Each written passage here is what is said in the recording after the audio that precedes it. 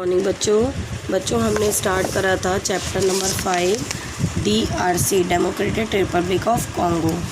आज हम उसके फ्लोरा और फना के बारे में पढ़ेंगे। बच्चों, फ्लोरा और फना, फ्लोरा मतलब होता है वहाँ की vegetation. The equatorial rain forest are dense forest. जो ये इक्वेटोरियल रीजन होते हैं यानी कि इक्वेटर के पास होते हैं, वहाँ पर डेंस फॉरेस्ट यानी बहुत घने पेड़ होते हैं। Which are marked by luxuriant growth of tree. अब वहाँ के जो ये पेड़ इतने डेंस होते हैं वो क्यों होते हैं? क्योंकि वहाँ पेड़ों की जो ग्रोथ होती है वो बहुत अच्छी होती है। There are evergreen forest. वहाँ पर कौन से फॉरेस्ट होते हैं? एवरग्रीन फॉरेस्ट होते हैं। क्यों कहते हैं इन्हें evergreen? Because they remain green through out the year. क्योंकि ये पूरे साल हरे भरे रहते हैं। ठीक है, ये इतने डेंस होते हैं कि पूरे साल हरे भरे लगते हैं। The vegetation is so thick that very little sunlight reach the ground. यहाँ की जो वेजिटेशन होती है यानी कि पेड़ पौधे होते हैं वो इतने डेंस होते हैं, घने होते हैं कि उनसे सनलाइट भी ज़मीन तक नहीं पहुँचती। They are called rain forest. इसलिए इसे रेन फॉरेस्ट कहते हैं।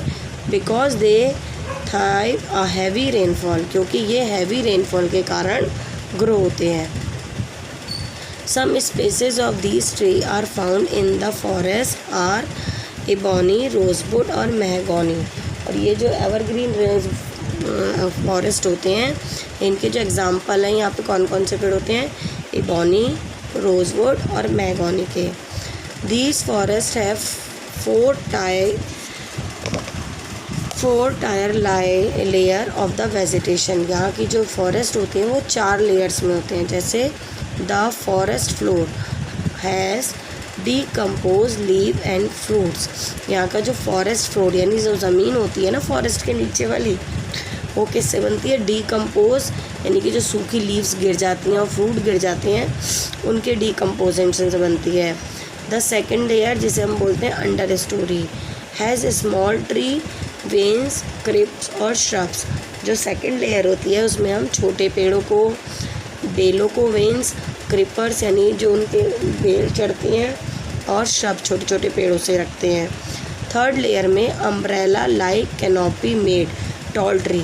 जो अम्ब्रेला लाइक ट्री होते हैं ना, जैसे जिनके बहुत घने ऊपर से, जैसे अम्ब्रेला की शेप ऊपर से घनी होती है, नीचे स्टिक होती है, इसी तरह पेड़ों का होता है, ऊपर से बहुत घने होते हैं। फोर्थ होता है द टॉप मोस्ट लेयर होता है जो are made up of tallest tree. वो सबसे लंबे पेड़ होते हैं। This layer receive maximum sunlight and rain. और ये जो होते हैं पेड़ ये सबसे ज़्यादा सनलाइट और रेन रिसीव करते हैं। अब हम उसके फना यानी कि एनिमल्स के बारे में पढ़ेंगे। वहाँ किस तरह के एनिमल्स और बर्ड्स मिलते हैं। The equatorial forest are natural habitat of variety of exotic animal. यहाँ पर जो फॉरेस्ट बहुत घने होते हैं इसलिए यहाँ बहुत तरह के एनिमल्स की वैरायटी मिलती हैं। They are the store house of amazing species of anaconda, glass frog, gorilla, chimpanzee और बैम्बून्स और टिकैन्स, हमिंग बर्ड्स और पैराकिड्स। तो यहाँ पर बहुत सारे तरह के एनाकोंडा यानी कि स्नेक मिलते हैं, बहुत तरह के फ्रॉग, गोरिल्ला, चिंपैंजी और साथ ही साथ बहुत तरह की बर्ड्स जिसमें आपको फ्लेमिंगो और टुकैनो और ये सारी बर्ड्स आपको मिलती हैं। ठीक है, अब बच्चे देखो, the democratic Republic of Congo is the called natural zoo of the world. यहाँ पर जो पेड़ इतने घने होते हैं और वहाँ इतने वैरायटी की एनिमल्स मिलते हैं, इसे हम क्या बोलते हैं? National zoo of the world भी कहते हैं। Many variety of reptile. बहुत तरह के यहाँ रेप्टाइल यानी कि क्रोकोडाइल, एलिगेटर, ये भी क्रोकोडाइल की एक वैरायटी होती है, और पैंथर्स, और यहाँ पर बहुत सारे एनिमल्स मिलते हैं। अब देखो यहाँ के पीपल्स के बारे में पढ़ेंगे। The main occupation of people is farming and mining.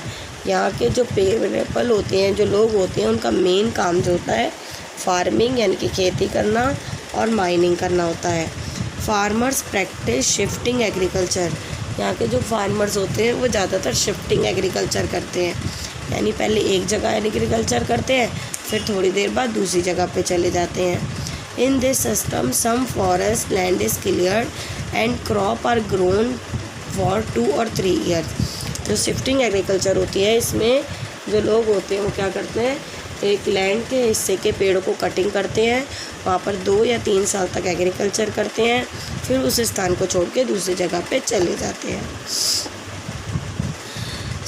अब आगे देखो बच्चे, they cultivate the soil till is lost its fertility, then they shift to another land and continue the same practice. जब वो एक जगह खेती कर रहे होते हैं, जब उस लैंड की फर्टिलिटी कम हो जाती है तो वो वहाँ से छोड़कर दूसरी जगह शिफ्ट हो जाते हैं।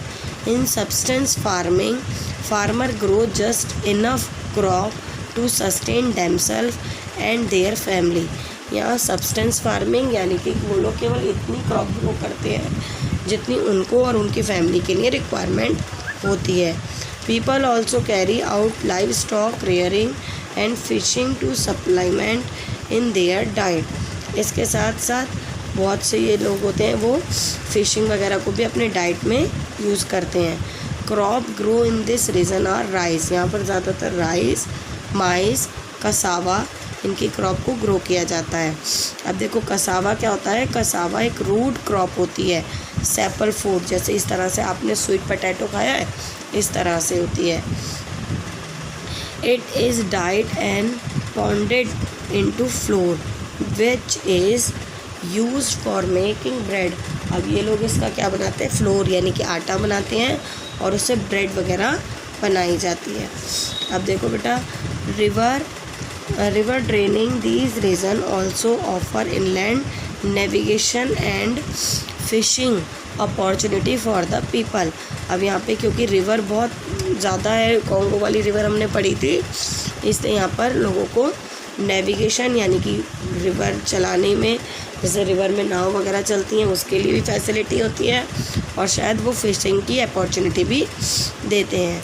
यहाँ पर बहुत से मिनरल जैसे copper, precious stone, natural gas, petroleum की माइंस भी हैं। यहाँ तक आज आप रीड करो, फिर नेक्स्ट टर्न में आगे का रीड कराएंगे। Thank you for watching my video.